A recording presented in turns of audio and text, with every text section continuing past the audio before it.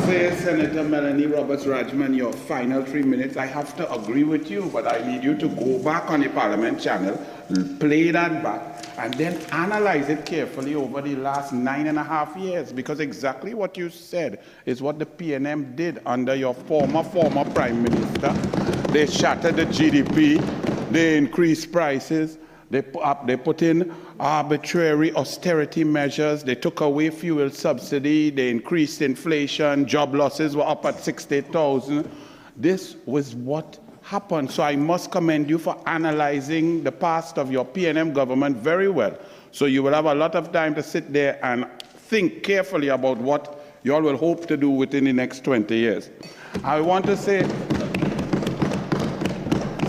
Senator Lewis is here, so I will start with Senator Lewis. I changed around my batting order because Senator Lewis went for some water or something. So let me start with the Honorable Lewis. Senator Francis Lewis, with all due respect, Senator, government and the issues that we face now did not begin when you were fortunate to be appointed as a president's senator.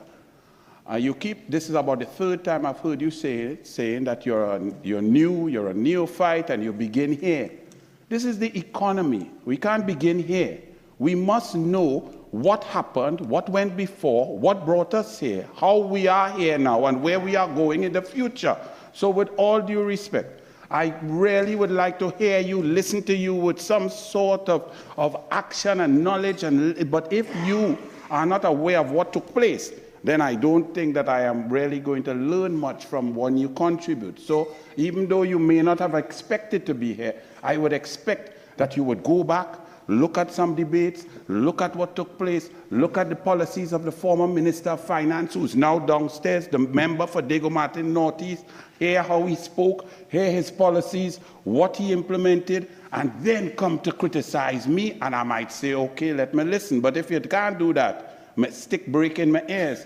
Secondly, with all due respect, sir, we are in a political system that is adversarial. See here? Government versus opposition. You are fortunate. You are selected. We are here because of politics. So don't come here and lecture me and the government about staying away from politics. We are here in charge, bringing this bill because of politics, because the people heard us, because we walk outside there, because we take cuss in the hot sun, because we ask people to vote for us, because we hear the plight of the people. You may have spoken to quite a few people, but I can guarantee you over the last 9.5 years, I've spoken to thousands and thousands more across this country because I am involved in politics. So it's rather unfortunate that you would take the opportunity to berate me and my colleagues over here for being involved in what we are involved in. So I would ask you to cease and desist. I would love to listen. You said, sir, Senator Lewis, that you cannot hunt with the hares and hunt with the hounds and run with the hounds. You cannot hunt with the hares and run with the hounds. It does not feel right. You spoke about conflict in some clauses here, and other members spoke about it, that the government may put some members on the BIR board and so on. But if you did not learn about the hunt and the hounds with the TTRA, where this PNM wanted to create a new revenue authority, created and concocted and orchestrated by a Minister of Finance who selects the entire board first. And when you see a PNM board, for example, you saw the NGC PNM board that invested $233 million in absolutely nothing in order to facilitate the PNM policy. And then they begged for an indemnity because they might get locked up. Do you recall that, or were you not paying attention? So you see, if the TTRA that they wanted to bring, that they keep coming here and saying that the TTRA would have brought some mysterious $5 billion just like that, their Minister of Finance was going to appoint a PNM board. The PNM board would have then hired the Director General. The Director General and 6 or 7 other offices would have been under the auspices and control of the PNM board. That is worse than anything that you have seen with the hounds or the hares today. So when you come here, you must understand what we saved this country from. We saved this country from the PNM, from the former Minister of Finance, who laughed at the population as he took away the subsidies, as they implemented austerity measures and talked about we didn't go IMF. You want to know why I get upset with Senator Dan Paul? Because he knows why he didn't go to the IMF. Because of KAMLA. Because when September 2015 came, there was 12.26 billion US in the reserves, 14 months import cover. There was 6.8 billion US in the Heritage and Stabilization Fund. The Treasury was full of money. His Prime Minister and his Minister of Finance, who won once day, said there was only 3 days to run the country. And then next thing he was in a conversations with graphs showing huge cash balances at bank. So the only reason the PNM didn't have to go to the IMF was because Kamla Persad-Bissessar, the member for Siparia, when she was Prime Minister, and her government managed the economy so well that they allowed this failing government to exist while shattering the economy, while losing over 60,000 jobs. Yet we had inflation. For 9.5 years, we went through something called stagflation. I wasn't going to talk today, but when I heard Senator the Honorable Amory Brown talk, that sort of fantasy, that concoction without any sort of reliable information, talking about growth in the last 3 years and now we're in recession. If you shrink an economy by 19% and then it grows by 3%, the last time I checked, you're still 16% short. But they come here and pretend like all of us don't read, we don't research, or we do not have the ability to recall. And that's why it's important to know where we came from so that I could listen. If you want us to listen, I want to listen. But I work very hard to come here to debate. And that's why, Honorable President, I must apologize to you. I accused the Senator Sanjeev Budo of lying. I use a strong word, and it's unparliamentary. I withdraw it and I say sorry. Because Honorable President, the member said that over 100,000 jobs were lost. So I withdraw the strong word.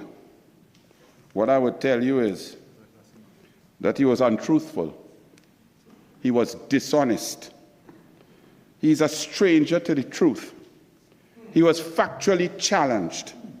He was confused beyond redemption. He was suffering from a truth deficit. And he's a fabricator and a concoctor.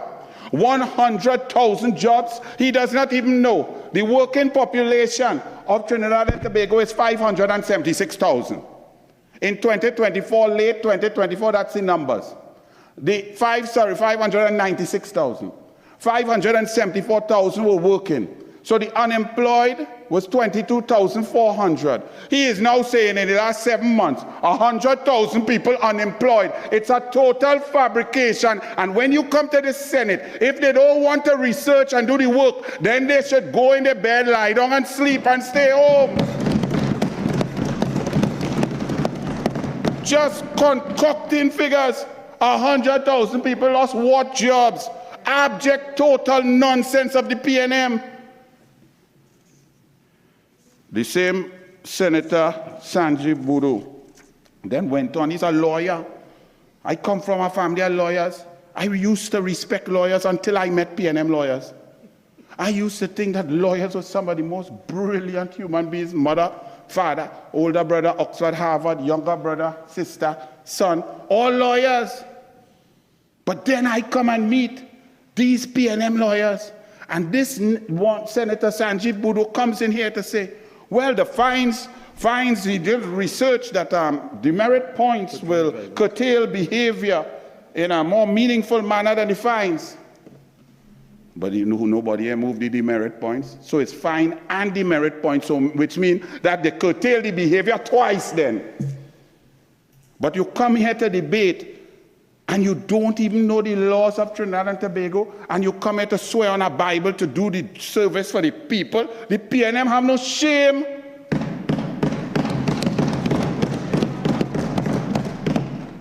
That is why when I did not know the member, but when I heard he's some PNM member going up in Kumuto, Manzanilla, his first speech on the platform, because I listened to everybody, he said, "These roads are bad, it's terrible. There is no water in this area and that area. The schools are dilapidated and they will not renovate." I said, "But he ain't no in government." That's why he lost. Because he let the people know, don't vote PNM because nothing is working. And now I understand that that was not a fluke or that was not by mistake. He come back here now and talking the same abject, total nonsense. But one thing, you know, I talk to the people on the camera now. Anytime you're in trouble and you need good lawyers, clearly look for UNC lawyers, because the PNM lawyers they have here, if it's not Senator Sanjeev Budu, it's Senator Larry DeLuza, and then Senator Renter Building. So just look for UNC lawyers, and CPEP contractors also. Look for, where's Karim Marcel? He should look for UNC lawyers. CPEP contractors need UNC lawyers too, because they lost again, and now they have to pay. I hope them PNM lawyers who set up their clients will go and pay the fees for them. Well, Senator Sanjeev Budu said something there, and Mr. President, I nearly fall off my chair. He said, and he was talking about the transfer of vehicles, and he said he had not seen in this country anybody get charged for not transferring a vehicle in 14 days and so on, and therefore we need more implementation of the law. I wonder if he ever looked to his left or his right. I wonder if he ever talked to a senatorial colleague who had a Porsche and it didn't transfer, and it went long and hard, and they couldn't find it, and another lawyer paid $600,000, but the check didn't cash. He didn't know about all of that. No. But somehow they didn't get charged. Now that is where we have to find out why they didn't get charged. Maybe it has to do with the fact that the PNM gets so involved in independent institutions that they handpick their own commissioner of police when the Police Service Commission chose somebody else. Maybe it is that. But you're talking about confidence in the economy. We have no confidence in our institutions because the PNM interferes with them all. So for this senator to talk about transfer of vehicle, knowing good and well PCY 84 was not transferred and nothing happened. So where do we go from there? Senator Dan Paul, well, boy, Senator Dan Paul said clause 15A is the most devastatingly dangerous clause he has ever seen in his decades as a public servant and so on, because of the conflict of interests and the political interference that may be involved with appointing private citizens to be in charge of tax information, secret information, and he saw this as a conflict. The problem with principle, Senator Dan Paul, is you can't apply it sparingly. You can't apply it when you feel to apply it. So conveniently. So you see that principle. But you don't see it when the Minister of Finance, the one you replace, the one who laughed at the citizens when he took away the subsidy and say we didn't riot. You didn't see any conflict in him appointing a board, a PNM board selected by him to select the Director General who in charge of the taxes and the Director General beholden to the PNM board. You didn't see the same principle that was being breached. It's just different. You see why I have to get a little bit annoyed? Because you cannot be selective like that. And he's still sober. Yeah, but that's very good. You're also one of your good colleagues, because we're talking conflict, we're talking apparent bias, we're talking actual bias, we're talking about transparency, accountability. So you didn't find it strange that one of your colleagues, probably who preceded you or worked side by side with you, Alison Lewis, a former permanent secretary, you didn't find it strange that when the People's Partnership government lost, she jumped out of the Ministry of Finance and went on a PNM board immediately to chair the Port Authority. You didn't find that was strange. And then she jumped on the NIQUAN as the vice chairman of NIQUAN, which was what? World GTL. And while we were in government, Alison Lewis was in charge of the F&GP, as you know, the Permanent Secretary, Ministry of Finance. And she was advising the then government, this is a bad debt, this is a bad investment, do not do anything, it cannot work, it will not work. And she's advising the cabinet that.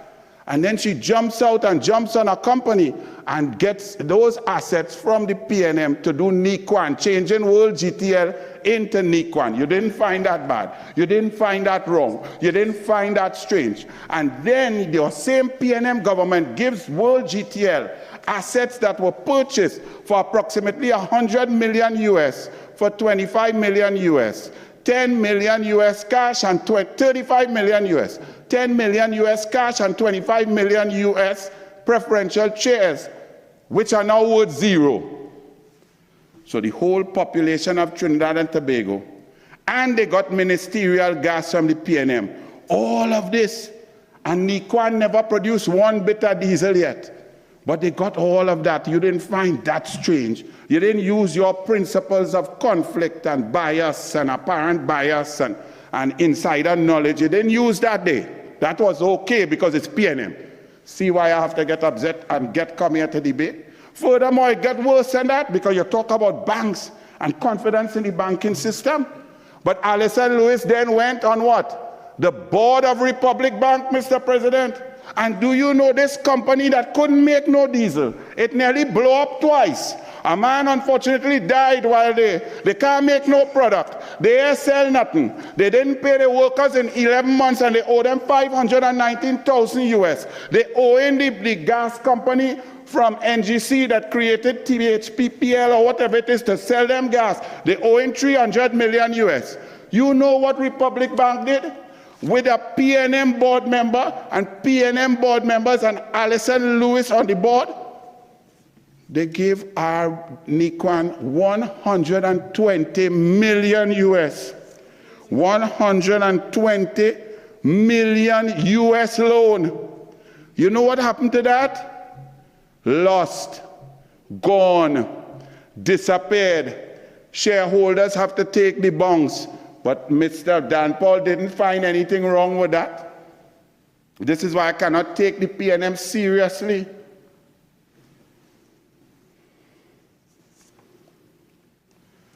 And they said nothing when they were on the board. Anthony Wilson also.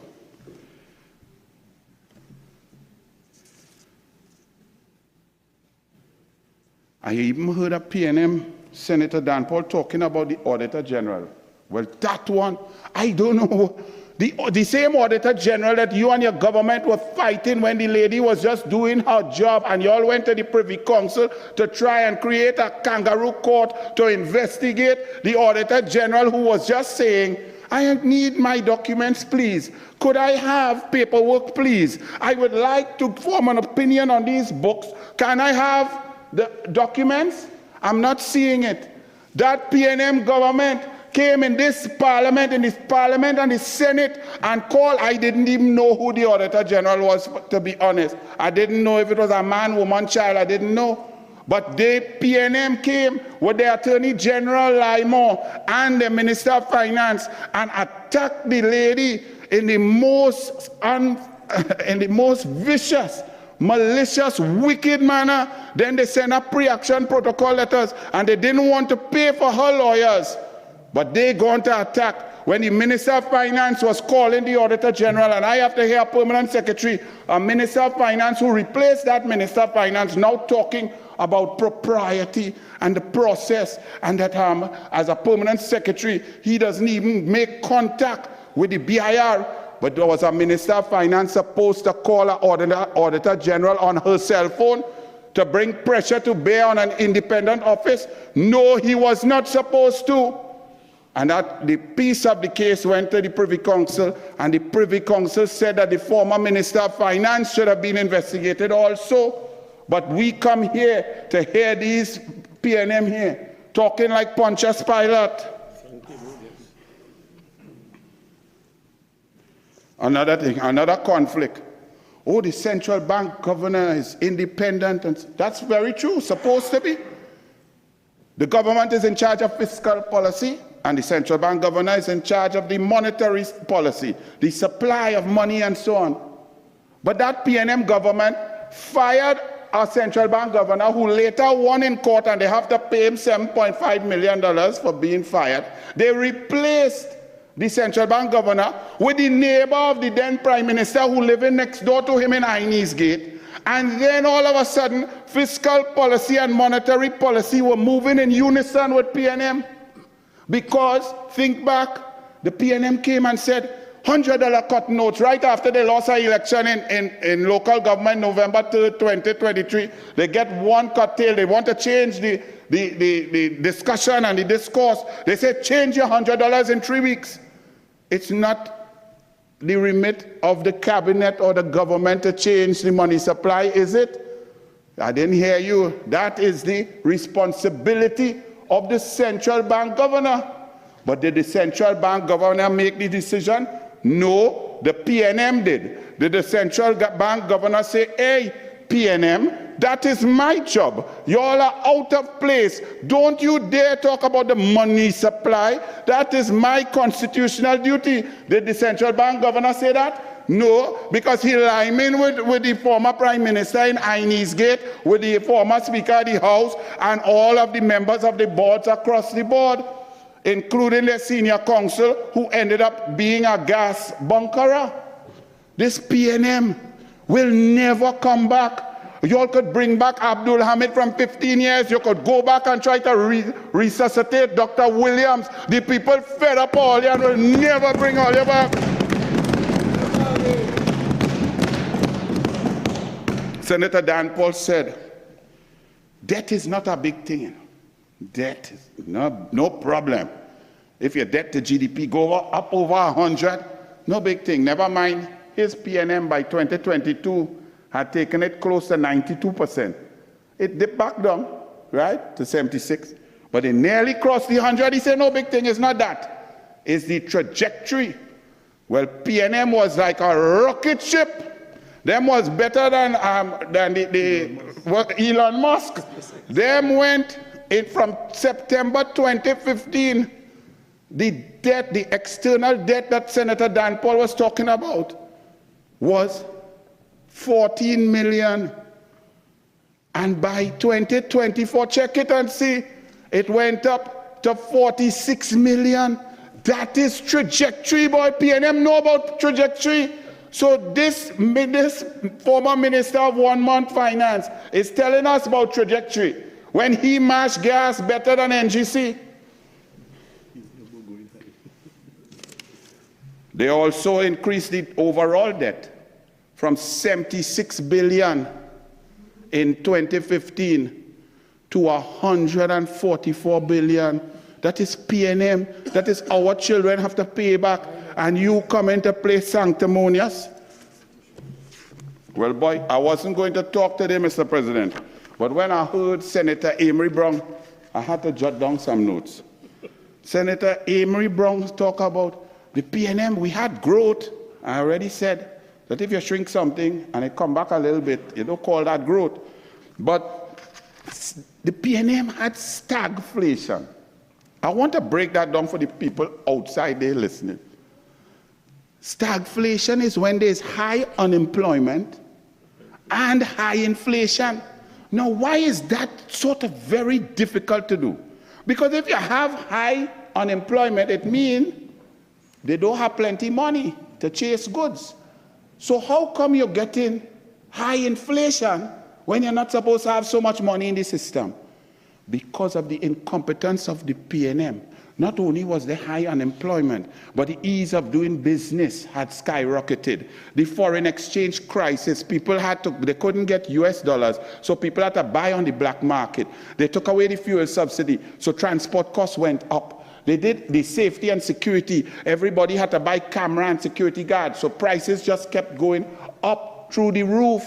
And we were under a state of stagflation for the last 7 years. Before COVID, during COVID, and after COVID. And they come here and pretend like everything was rosy.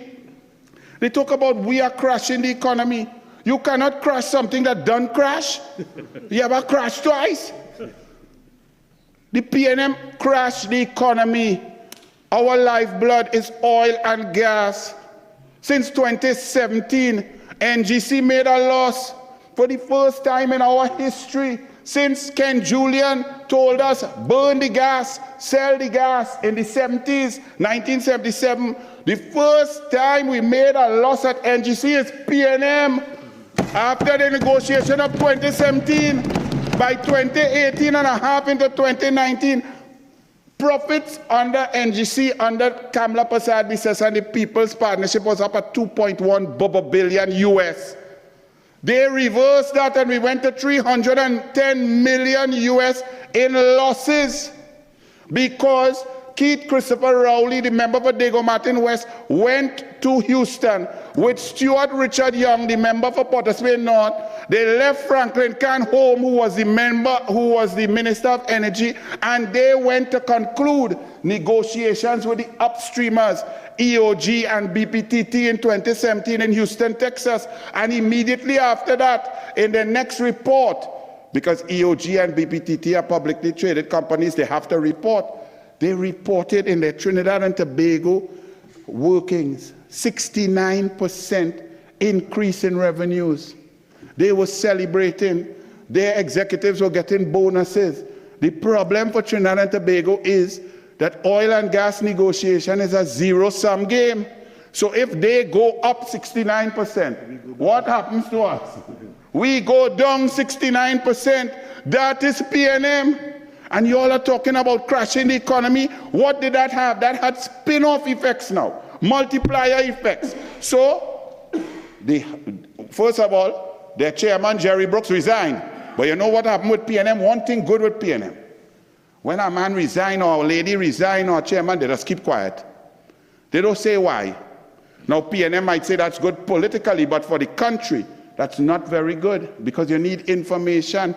Jerry Brooks resigned and never said why.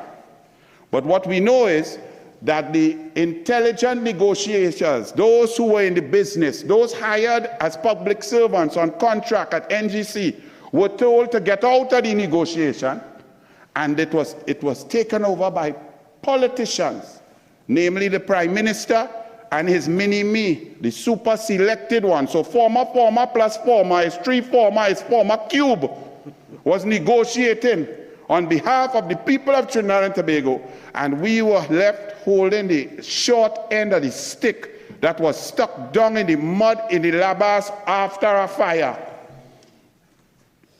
And then Point Lisa started to shut down, and I see Minister Abdul Hamid would be very interested in this because he's knowledgeable on the subject.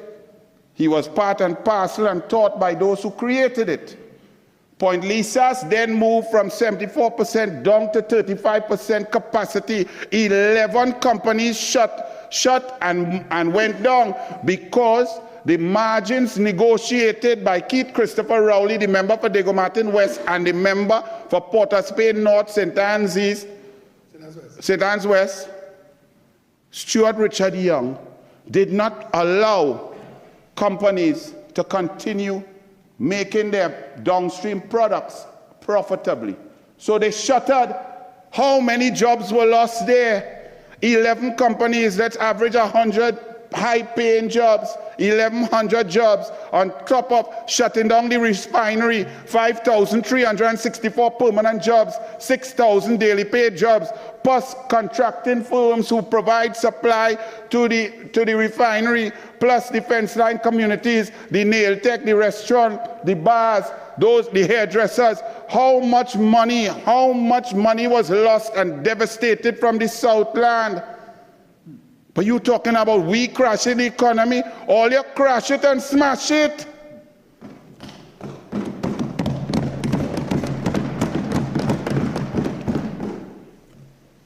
Senator Dan Paul said that we will have to borrow, and some of them are even saying we dip into the Heritage and Stabilization Fund.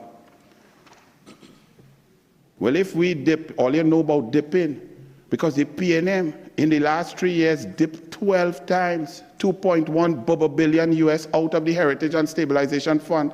When we left it there in September 2015, it stood at 6.7, 6.8 billion US. We had grown that by over 3 billion US over our period in government. But between that time, Mr. President, the PNM from September 2015 till April 2025, you know what they did? They managed to keep it exactly the same. And then they boast because it had gone down below what it was before. And then the Minister of Finance, before he was switched by Senator Danpo, said, oh, we did well. We got a boost. We're back up to 6.7 billion. The problem is the opportunity cost. If you were running the economy properly, if you had negotiated the gas properly, if you were making deposits into the Heritage and Stabilization Fund, as Kamla Prasad Bisesa and Kevin Ramnarine, and then Larry Hawaii, the Minister of Finance, were making, one could have extrapolated that the Heritage and Stabilization Fund should have reached somewhere around 14.5 billion US, but they went down below 5. That is PNM mismanagement. That is PNM incompetence. But you know what? Only the people suffered, you know. The PNM didn't suffer because Senator Dan Paul told us, he tried to teach us about conflict of interest, about apparent bias, about impropriety. Yet he sits on a team that tells us that it's okay to sit in a cabinet, recuse yourself, walk outside, and let your friend and them rent your building. It's okay to go outside 100 times and take decisions to make your family richer while the people suffering. The PNM is a blight that will never return. We don't want no lecture from y'all. 2 ministers recuse themselves 200 times. You know it's 200 times. Mr. President, you only have a cabinet meeting once a week. The last time I checked in a year, you only have 52 weeks. Them recuse themselves 2 years a cabinet meeting to enrich themselves and the family. Well, if you had 2 years each, right, so 4 in total, correct, thank you, sir. You see, the number's so big I can't mad. And they want to sit here and talk. Everywhere we look, they're talking about we crashed the economy and oh, we are borrowing to pay. The PNM did not pay their bills. The PNM owing TNTech owing NGC over $6.8 billion. They did not pay their bills for 9.5 years and now coming to tell us that we are borrowing to keep the economy going. Yes, we will do what we have to do to ensure Trinidad and Tobago stays afloat while we increase revenue streams. But y'all don't come here and play sanctimonious. They didn't pay the bills at NTS. The Ministry of Education owing TNTech 400 million. By housing over, and this Senator Cummings will know plenty about that. Contractors owed $1 billion. And Senator Cummings will know about 7 of the companies that he family around with have some good millions to collect. And y'all coming to talk about y'all are for the people. Rest me, in the words of the young people, rest me.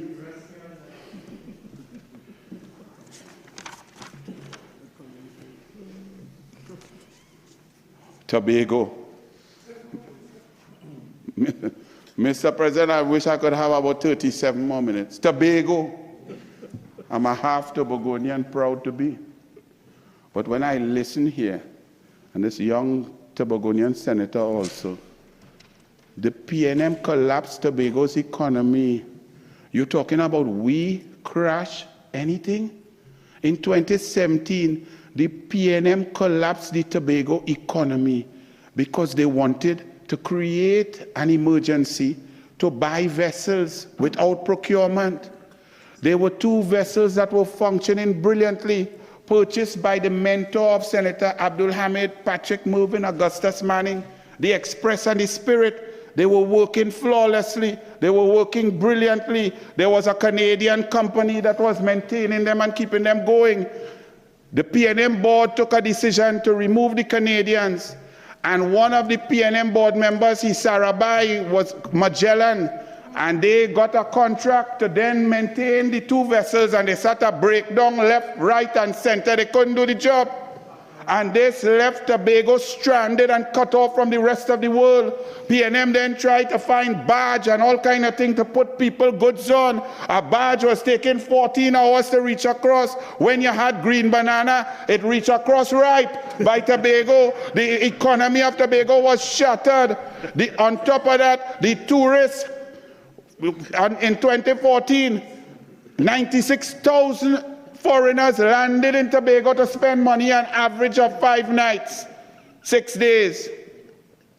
By 2017, P&M had decimated that from 96,000 down to 20,000.